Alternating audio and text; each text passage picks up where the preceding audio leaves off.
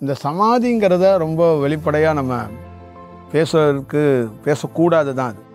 ஏன்னா அது ரொம்ப ஒரு பாதுகாக்கப்படக்கூடிய ஒரு கலை. அது அந்த பிரயாணத்தை மட்டும் நீங்கள் போங்க. ஒரு நதி மேலே மிதக்கின்ற ஒரு கப்பல் போல, ஒரு காகிதத்தில் இருக்கிற கப்பல் போல அந்த நதி மேலே ஆட்டத்தோடு அதை ரசிச்சுக்கிட்டு போகிறது மட்டும்தான் உங்களுக்கு வேலை. இந்த 10 வருஷமாக இந்த தியானத்தை பயங்கரமாக பண்ணிக்கிட்டு இருக்கேன். நிச்சயமாக அதை அடைஞ்சிருவேன். அந்த உறுதியில் இருக்கிறேன். அடையாமல் விட மாட்டேன். அந்த அலைவரிசை சிரிக்கிறது. அடைந்து விடுவாயா? சரி அடை. புரியுதுங்களா? இந்த உலகம் முழுக்க யாமா இருந்தாலும் சரி, எவனா இருந்தாலும் சரி, உண்மையான அலைவரிசை நமக்குள் கிடைக்கப்படலைன்னா உண்மையான தியானத்தையோ உண்மையான சமாதியோ பெறவே முடியாது, பார்க்க முடியாது, அனுபவிக்க முடியாது. ஒரு பெரிய ஒரு நடிகையோட மேனேஜர் என்னை அழைச்சிட்டு போனான். இவர் ரொம்ப நாளாக ஒரு பெரிய இந்த ஒரு துறையில் சாதிக்கணும்னு வெறியோடு இருக்கிறாரு. இவருக்கு ஒரு ஆசீர்வாதம் பண்ணுங்க அப்படின்னு. சாமிஜி, நீங்கள் எதுவும் பேசக்கூடாது, ஆசீர்வாதம் மட்டும்தான். ஓகே, நான் ஆசீர்வாதம் மட்டும் வாங்குவேன், நான் எதுவும் பேச மாட்டேன் அப்படின்னு. அது வெள்ளத்தில் விழுந்தா கூட சாகாதுங்க. கங்கையில் பொத்துன்னு கீழே விழுந்துச்சுன்னா கூட சாகாது. இந்த மாதிரி விவேகானந்தனே விழுந்துட்டான் தண்ணியில், சாகலை. ஏன்னா அவனுக்குள்ளே இருந்த அலைவரிசை அது, சாக மாட்டான் அவன். ஏன்னா தண்ணியை அவனும் குடிக்க மாட்டான், தண்ணியும் அவனை குடிக்காது. அப்போ இதோட தீவிரம் அந்த பீனியல் பிக்யூட்டரி இருக்கும்போது ஒருத்தர் மௌனமாக போயிடுவார், பேச முடியாதுங்கிறாங்க. இந்த காலகட்டத்தில் பேசப்படணுங்கிறதுக்காக தான் நான் பேசுகிறேன். என்னுடைய ஸ்டேஜில் 100% ஒருத்தரால் இந்த மாதிரி உரை நிகழ்த்தவே முடியாது. தியானம் நான் கற்றுக்கல, தியானம் எனக்கு யாரும் கற்றுக் கொடுக்கல. அது எனக்குள்ளே வந்துச்சு, அது ஒரு பணி செஞ்சிச்சு, அது ஏங்க தொடங்குனுச்சு. அந்த ஏக்கம் தீவிரமாகும் போது அந்த ஏக்கம் நிற்காம அது அப்படியே போகுது. அந்த ஏக்கத்தை என்னன்னு கேட்டால் இதுதான் தியானம்னு சொல்லிடுச்சு அது என்கிட்ட. நீங்கள் யாரோ விளம்பரத்தில் கேட்டு போய் இது நல்ல தியானம் அப்படின்லாம் போய் பண்ண முடியாது. இந்த உலகத்தில் நல்ல தியானம்னு யார் சொல்லுவா? தியானமே சொல்லவே முடியாதுன்ட்டான். தியானம் அப்படிங்கிறதே அதை விளக்கவோ சொல்லவோ முடியாது. இதில் நல்ல தியானம்னு நான் எப்படி சொல்ல முடியுங்கிறேன்.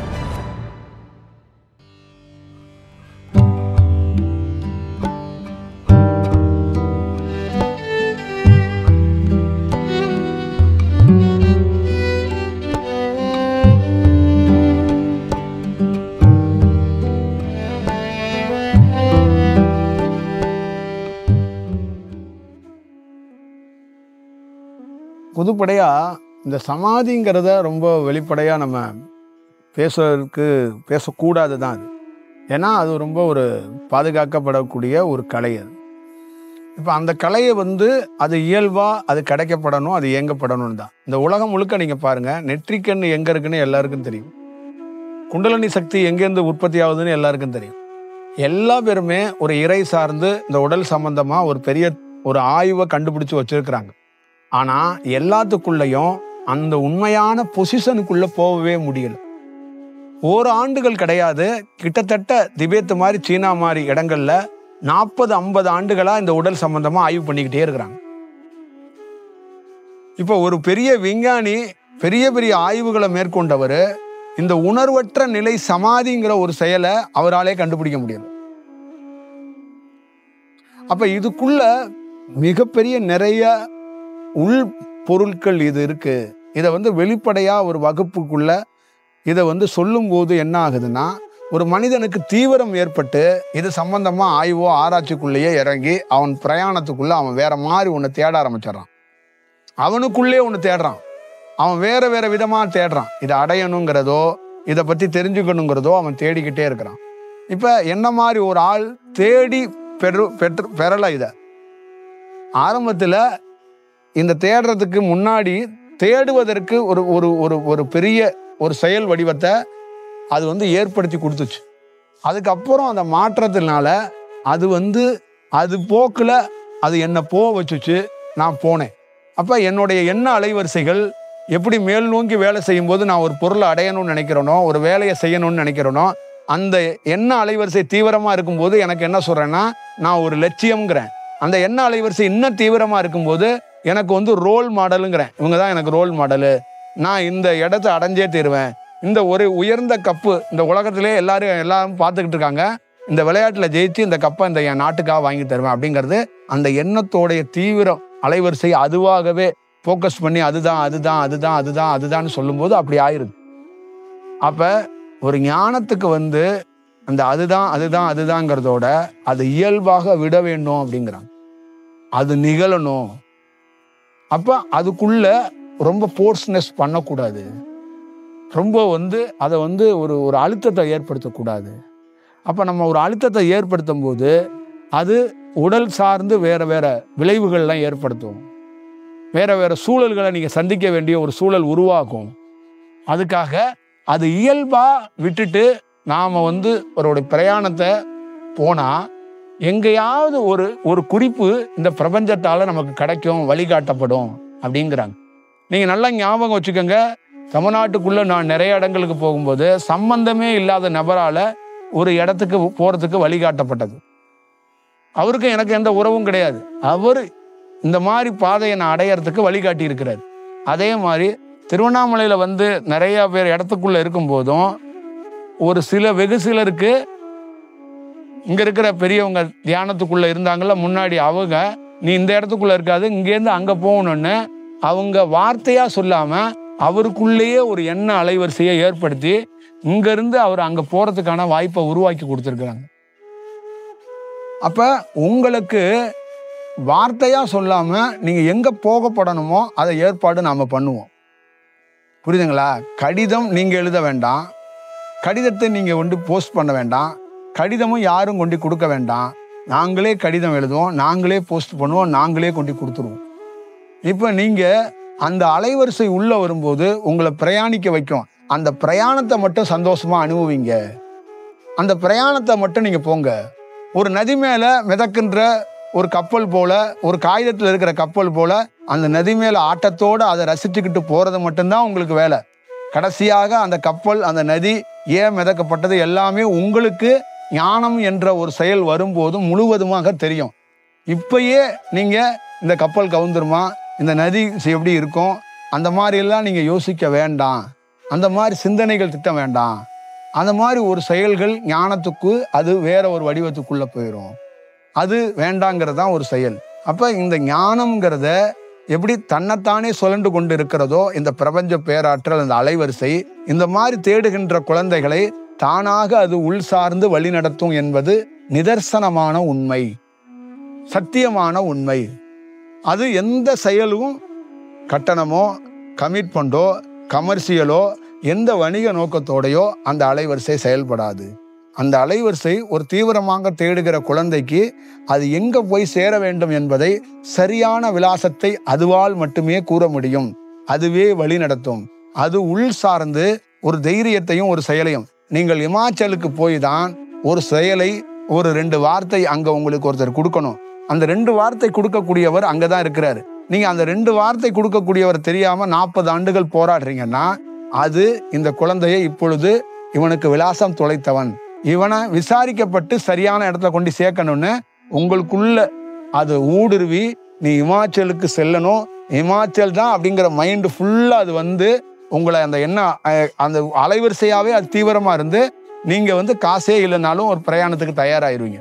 அப்போ உங்க கூட ஒருத்தருக்கு இந்த அலைவரிசையை அங்க போய் அவருக்கு உங்களுக்கு பிரயாணத்துக்கு போறதுக்கான அனைத்து வேலைகளையும் அவரு கூட இருந்தே நான் பார்த்துக்கிறேன், இந்த சாப்பிடுங்களேன் கொஞ்சம், அவரும் உங்களுக்கு பழக்கம் கிடையாது, கொஞ்சம் சாதம் வச்சிருக்கேன் சாப்பிட்றீங்களா, எங்க போறீங்க, இமாச்சல் போறேன், அவன் என்ன பண்றீங்க, 2 பேரும் பேசிக்கிறீங்க. அப்ப இந்த பிரயாணம் முழுக்க போகும்போதெல்லாம் அவர் உணவு கொடுத்துக்கிட்டே இருக்கிறாரு. உங்ககிட்ட காசு இல்லை, உணவு இல்லை, எதுவும் இல்லை, ஏதோ போராடி ஒரு டிக்கெட்டை எடுத்துட்டீங்க, அது எதுவுமே கிடையாது. ஆனா எல்லாம் அவர் கொடுத்துக்கிட்டே இருக்கிறாரு. இந்த பிரயாணத்துல பேசிக்கிட்டே போறீங்க, பிரயாணம் முடிஞ்சு ஒரு இடத்துல இறங்குறீங்க, இறங்கும் போது நீங்களும் அவரும் பிரியுறீங்க. அப்ப அவர் சொல்றாரு, இந்த பிரயாணத்துக்கு தேவையான அத்தனையும் ஒரு தொகையாக கையில வச்சு இதை வச்சுக்கங்கன்னு சொல்லிட்டு போயிட்டே இருக்கிறார். அவர் மனிதனாக இருந்தால் அதை செய்ய முடியாது. அவருக்குள் அந்த அலைவரிசை இருந்து அந்த அலைவரிசையே உங்களுக்குள்ளேயும் இருக்குது. அதனாலதான் நீங்க ட்ரெயின் வரைக்கும் இறங்குனீங்க, இல்லைன்னா ட்ரெயின்ல குதிச்சிருவீங்க. புரியுதுங்களா? வேற ஊருக்கு இமாச்சலுக்கு முன்னாடியே இன்னொரு கோவில் இருக்கு, அந்த கோயிலை பார்த்துருவோன்னு அங்க போயிருவீங்க. அப்ப அந்த அலைவரிசை ஏன் இருக்குது உங்களுக்குள்ளன்னா, நீ எங்க போகப்படணுமோ அதுவரை உன்னை என்ன பண்ணுன்னா சுப்ரீம் பவர் அப்படி என்ன பண்ணுன்னா உன்னை எங்கிட்டும் விடாம உள்ளேயே போக்கஸா வச்சு அதுதான், அதேதான், அந்த இடம்தான், அங்கதான் போகணும், அங்கதான் அங்கதான் அங்கதானே வரும். புரியுதுங்களா? வழிநடுங்க கோவில் வழிநடுங்க பக்தி, வழிநடுங்க ஞானிகள், கூட்டம் வழியுது. ஆனால் இந்த கண்கள் லெஃப்ட் ரைட் திரும்பவே மாட்டுது, ஒரே போக்கஸாக அங்கேயே இருக்கு. ஏன் இப்படி போறீங்களே? பக்கத்தில் ரொம்ப பெரிய ஒருத்தர் ஞானி ஒருத்தர் இருக்கிறாரு, அங்கேயே அவங்க சீடர்கள் 7 பேர் சமாதியாக இருக்காங்க, இதை தரிசிச்சுட்டு நீங்கள் அடுத்த ட்ரெயினுக்கு போகலாமே வாங்க அப்படின்னா, இது அப்படியே ஒரு பார்க்கும்போது இல்லை இல்லை அங்கதான் அங்கதான் அங்கதான்னு கேட்டுக்கிட்டே இருக்கோம். இல்லை இல்லை நான் வரல அப்படின்ட்டுருவாரு. அப்போ அவர் போய் அங்கே இறங்கி அதுவும் கிடச்சிரும். அப்போ அவருக்குள்ள கண்ணுக்குள்ளேருந்து ஒரு நீர் வரும். என்னடா இது இப்படி ஒன்று. அப்போ அவர் நடந்து போகும்போதும் அந்த ஆட்டோக்காரன், எவனோ ரிக்ஷாக்காரன், எவனோ 2 வீலர்காரன் எல்லாத்தையுமே அது தடுத்து ஆட்கொண்டு உன்னை கூட்டிக்கிட்டு போகும். அந்த காட்டு வழியில் போகும்போது உன்னை தடுத்து ஆட்கொண்டு கூட்டிகிட்டே போகும். கூட்டிகிட்டு போய் உன்னை ஒரு மலையில் உட்கார வச்சு அங்கே ஒரு சாமியார் உட்காந்துருப்பான். அவனை என்ன பண்ணுவான், அவன் இப்படி உன்னை விசித்திரமாக பார்ப்பான். என் வாழ்க்கையில் நடந்ததை சொல்கிறேன். அவன் உனக்கு ரெண்டு மந்திரத்தை உபதேசமாக கொடுக்கணும், அவன் கொடுக்க மாட்டான். யாரா இவன்? பரதேசி, தமிழ்நாட்டிலேருந்து இவ்வளோ தூரம் இங்கே வந்திருக்கிறான், இவெல்லாம் என்ன அவன் அப்படின்னு நினச்சிக்கிட்டு அங்கே தூரத்தில் வரும்போதே அவனுக்கு உணர்த்திருக்கும். இப்படியே பார்த்துக்கிட்டு இருப்பான், இவன் எப்படி நம்மளை நோக்கி வர்றான் அப்படின்னு பார்த்துக்கிட்டே இருப்பான். 2 செகண்டு தான், 3 செகண்டு. அவன் பெரிய ஞானி, அவனுக்குள்ளே இந்த அலைவரிசை உள்ளே போயிடும். அவனே அங்கே மறந்து போனான். இப்படியே சிரிப்பான், பொன் சிரிப்போட, ஹாஹா வா வா வா வா வா வா வா அப்படின்னு கையை பிடிச்சி, உனக்கா காத்திருந்தேன், எத்தனை ஆண்டுகள் ஆச்சு, என்ன பண்ண அப்படின்னு உள்ளே கூட்டிகிட்டு போவான். கூட்டி போய் ஒரு 3 செகண்டில் இந்த உலகத்தோட ஒட்டுமொத்தமான சூத்தியமத்தையும் 3 செகண்டில் அப்படி உனக்குள்ளே செலுத்தி விட்டுருவான். செலுத்தி விட்டு அப்படி வெளியில் வந்து உன்னை அங்கிட்டு வெளியில் விட்டுருவான்.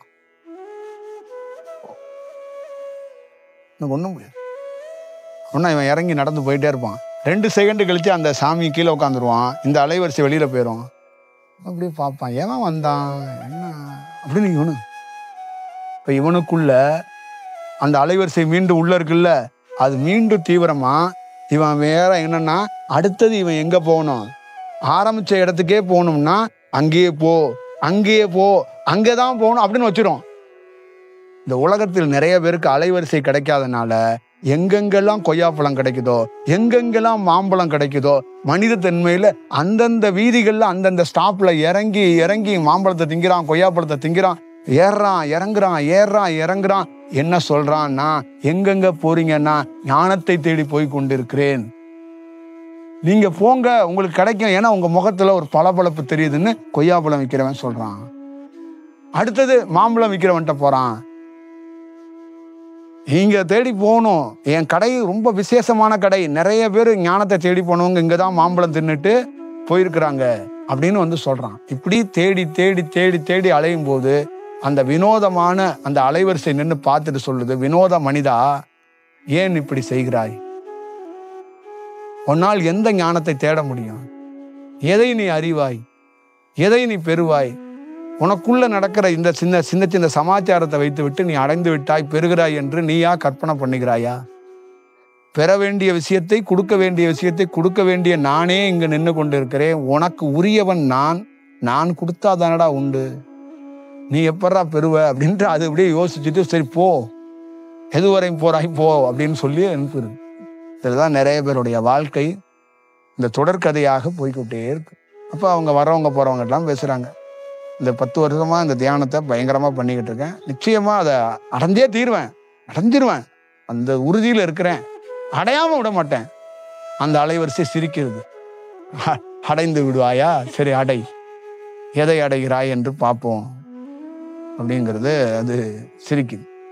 இந்த மாதிரி தான் இந்தியா முழுக்க, தமிழ்நாடு முழுக்க, உலகம் முழுக்க ஒரு வினோதமான ஒரு அரங்கேற்றம் நடந்துக்கிட்டே இருக்கு. புரியுதுங்களா? அங்க இசை வாசிக்கிறான், கரகரன்னு வாசிக்கிறான், அந்த செவிகள்ல ஐயோ ஆனந்தம் ஆனந்தம் ஆனந்தம் ஆனந்தம். சிவன் ஆடுறாரு, ஓ நடராஜரே நேரா தெரிகிறாரு அப்படிங்கிறான். நடராஜரோட அலைவரிசை நின்றுட்டு, அட கூறுகட்ட குக்கருங்களா, எவன்டா நடராஜன், எதிரா இசை, இதாடா இசை, இந்த கம்பி உன்னை கட்டி வச்சுக்கிட்டு அதுக்குள்ள கைங்கிறீங்க, இது இசையாடா?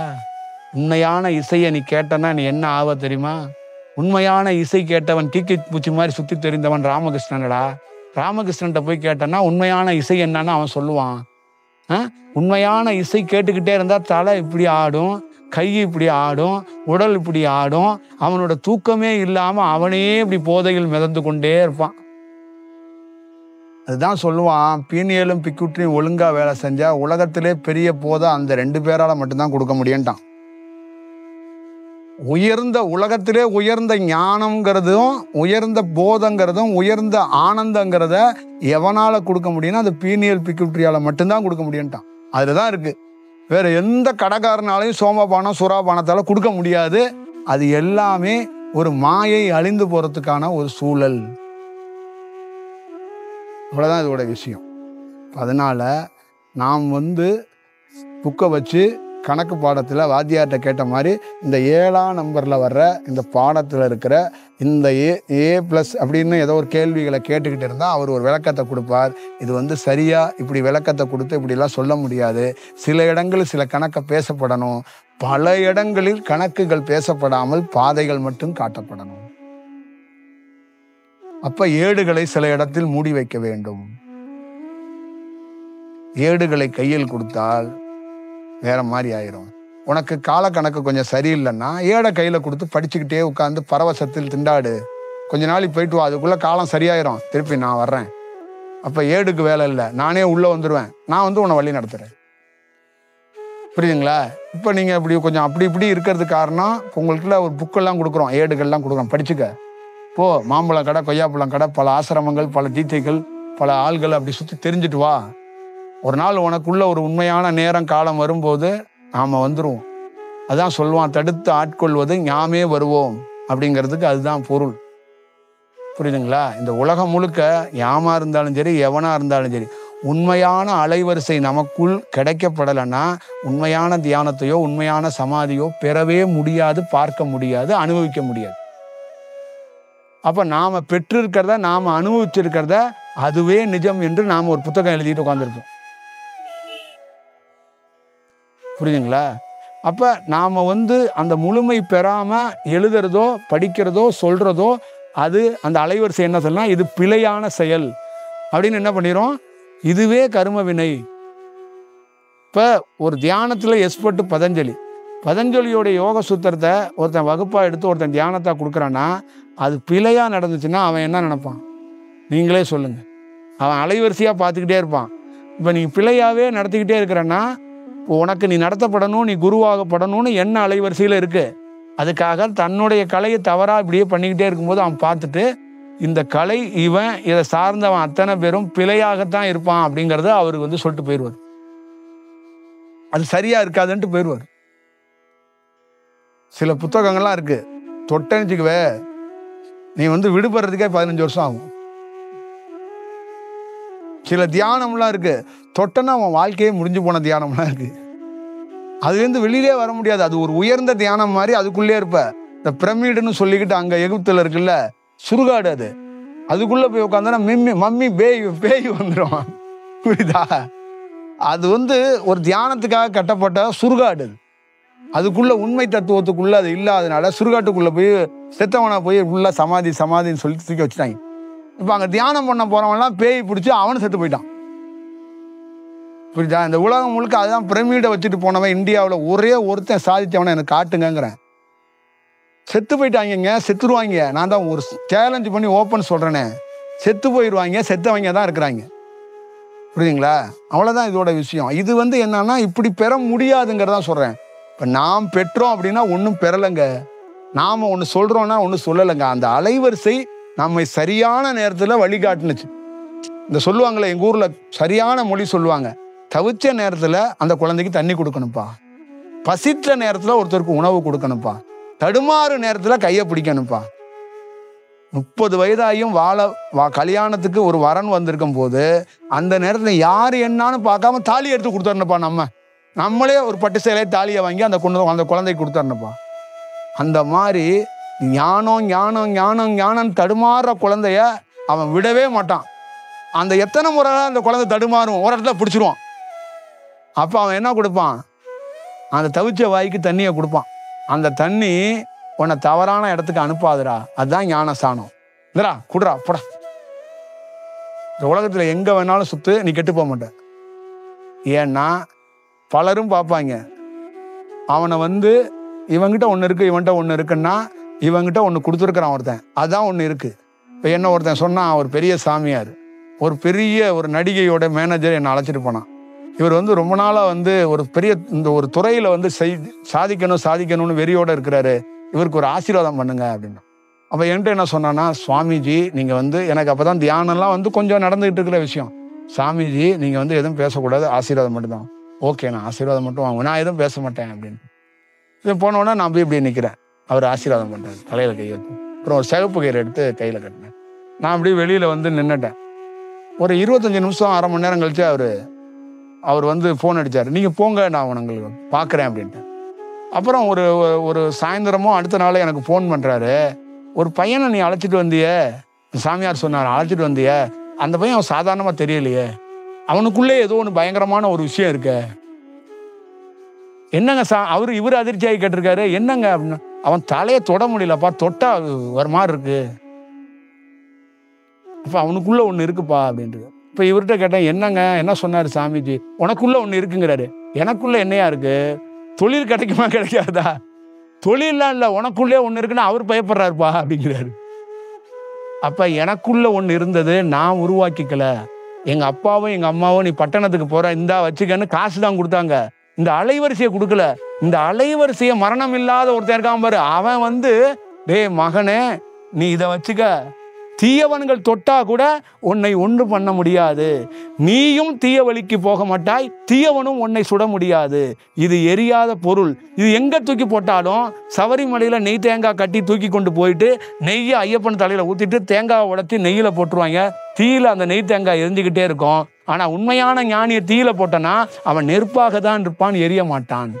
அப்போ உண்மையான ஞானியிடம் இருந்து நீ வாங்குற தீட்சை உபதேசம், நீ வாங்குற அந்த அலைவரிசை எங்க தூக்கி போட்டாலும் அதை எரிக்கவே முடியாது. எங்க தூக்கி போடு, இவனை அடிச்சுக்கிட்டே இருக்கேன்ப்பா, இவனுக்கு நேரம் தெரியல, இவன் தோக்குறான்ப்பா, கீழே விழுகுறான்ப்பா, ஆனா சாவவே மாட்டான்ப்பா, இவனை கொல்ல முடியலப்பா, என்னப்பான்னா அவனுக்குள்ள இருக்கிற அலைவரிசையில் அவனை கொல்ல முடியாது, கொல்றதுக்கான வாய்ப்பே இல்லை. அவனை கெடுக்க நான் ட்ரை பண்ணிக்கிட்டே இருக்கிறப்பா, அவனை கெடுக்க முடியாது. ஏன்னா அவன் அலைவரிசையில் அவனை கெடுக்க முடியாது. அவனுக்கு சின்ன சின்ன ஓத்திரியத்தை கொடுத்து அதில் நீ சந்தோஷம் வேணா பட்டுக்கலாம், ஆனால் மற்றபடி அவனை ஒன்றும் பண்ண முடியும். ஏன்னா அதான் அவன் சொல்றான், ஒரு அசைக்க முடியாத ஒரு செயல் நான் கொடுத்துருக்கிறேன்.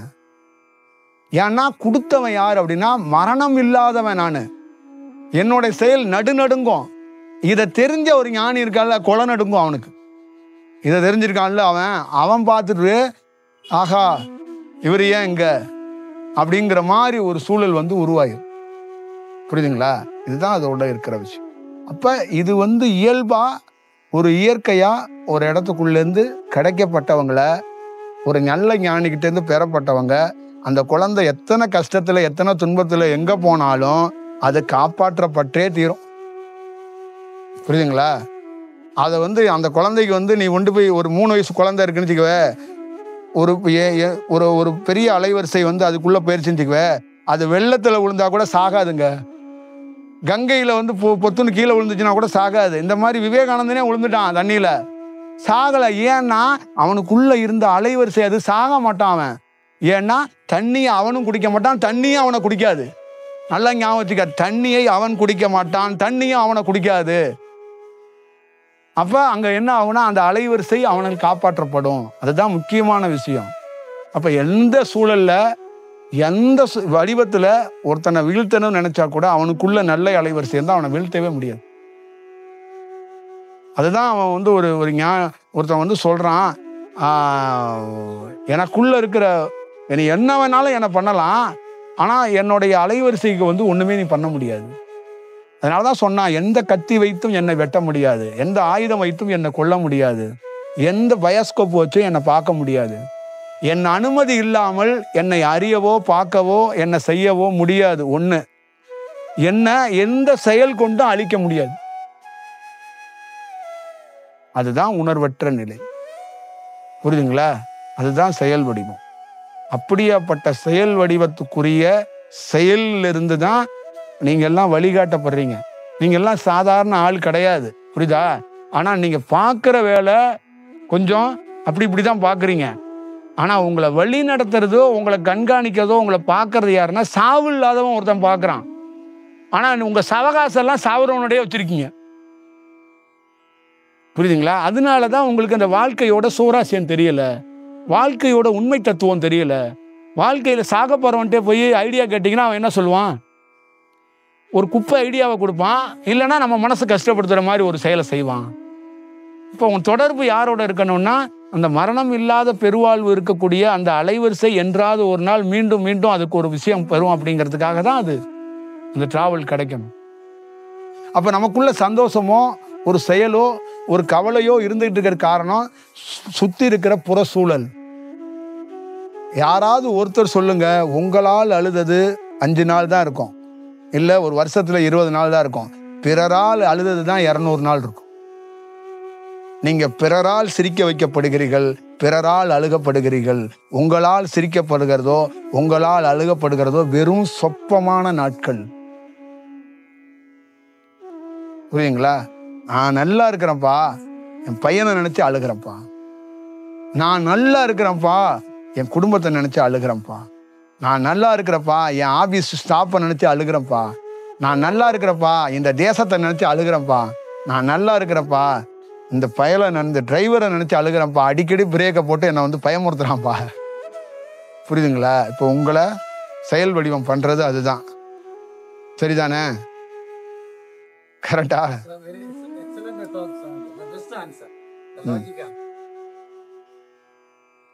அதனால நம்ம ஒரு ஒரு ஒரு கிரியேட்டான லைஃப்பை வந்து என்னுடைய உண்மையான புத்தகம் வந்து 3 புத்தகத்திலையும் என்னுடைய உண்மையான விஷயத்த கொடுக்கவே இல்லை. அதோடைய வெளிப்புறமாக இருக்கிற கலர்ஸ் பெயிண்டிங் இருக்குல்ல, அதுதான் கொடுத்துருக்கு. அந்த உண்மையான டிராவலை வந்து கொடுக்க முடியலை. என்னன்னா அந்த அலைவரிசை வந்து ஒரு மேஜிக்காக ஒர்க் பண்ணுது. நான் பார்த்தது அதுதான், ஒரு மேஜிக். ஒரு மனிதனால அதை வந்து கண்காணிக்க முடியலை, செயல்படுத்த முடியலை. ஒரு மனிதன் வந்து மிஸ் ஆயிடுறான். ஆனால் ஒரு அலைவரிசை வந்து எவ்வளோ பிரில்லியண்டாக செயல்படுத்து பாருங்க. ஒரு மனிதனுக்குள்ள கை இருக்கு, கால் இருக்கு, பிசிக்கலாக எல்லாம் செய்கிறான். ஒரு அலைவரிசை கையும் இல்லை, கால் இல்லை, எதுவும் இல்லை.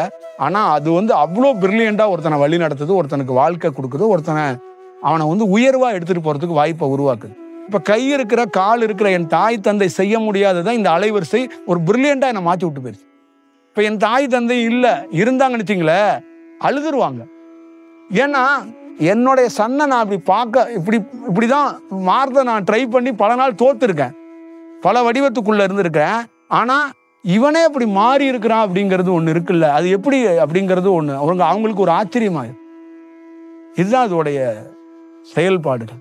அப்போ அது சும்மா நம்ம ஒரு யுனிவர்சல் பிரபஞ்சம் அலைவரிசை இதெல்லாம் ஒரு சும்மா ஒரு ஞானிங்கிறதுக்கு ஒரு ஏதோ மூட நம்பிக்கையில சொல்ற விஷயம்லாம் இல்லை. ஒரு ஒரு ஒரு ஒரு ஒரு அளவிட முடியாத, ஒரு விவாதிக்கவே முடியாத பொருள் அது. அது வந்து அப்படி ஒரு ஒரு செயல் வடிவம் அது. அப்ப இதோட தீவிரம் அந்த பீனியல் பிக்யூட்டரி இருக்கும்போது ஒருத்தர் வந்து மௌனமா போயிடுவார், பேச முடியாதுங்கிறாங்க. இந்த காலகட்டத்தில் பேசப்படணுங்கிறதுக்காக தான் நான் பேசுறேன். என்னுடைய ஸ்டேஜில் 100% ஒருத்தரால் இந்த மாதிரி உரை நிகழ்த்தவே முடியாது, வாய்ப்பே கிடையாது. ஏன்னா அவர் அந்த அலைவரிசையில் பேச முடியாமல் 10 நிமிஷத்துக்கு ஒருக்கா அந்த ரேஷியோ மாறிக்கிட்டே இருக்கும். எப்படி இருக்குன்னா, என்னோட உடல்ல 10 நிமிடத்துக்கு ஒருக்கா உடல்ல பருவ மாற்றம் அடையும். அந்த சேஞ்ச் ஓவர் நடந்துகிட்டே இருக்கும்.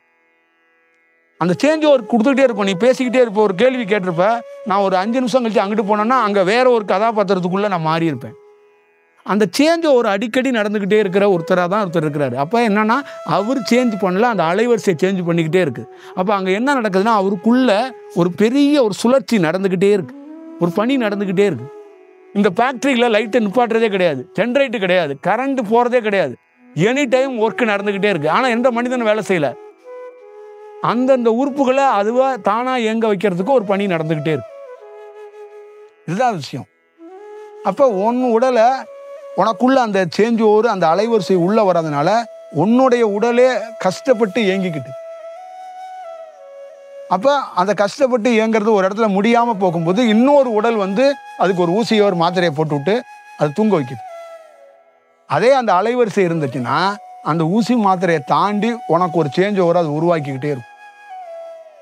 இப்போ கிட்னி, லிவரு, கல்லீரல், இந்த மாதிரி கணையம், இதெல்லாம் வந்து ஃபங்க்ஷன் பண்ணுறதான்னு ஒரு டாக்டர் கண்காணிக்கிறார்ல, இந்த மாதிரி ஒரு பெரிய ஞானி யாரை போட்டிருக்கான்னா இந்த பிக்குட்ரியும் பீனியலையும் தான் போட்டிருக்கான்.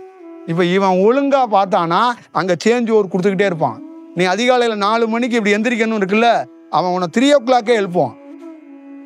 கரெக்டாக சேஞ்ச் ஓவர் கொடுப்பான். நீ வந்து செல்ஃபோனில் அலாரம் அது இது தூக்கி குப்பையில் எறி, அவன் அந்த சேஞ்ச் ஓவர் அவன் கொடுப்பான். ஏன்னா அவன் வந்து 24 hours வேலை செய்கிறவன். யார்?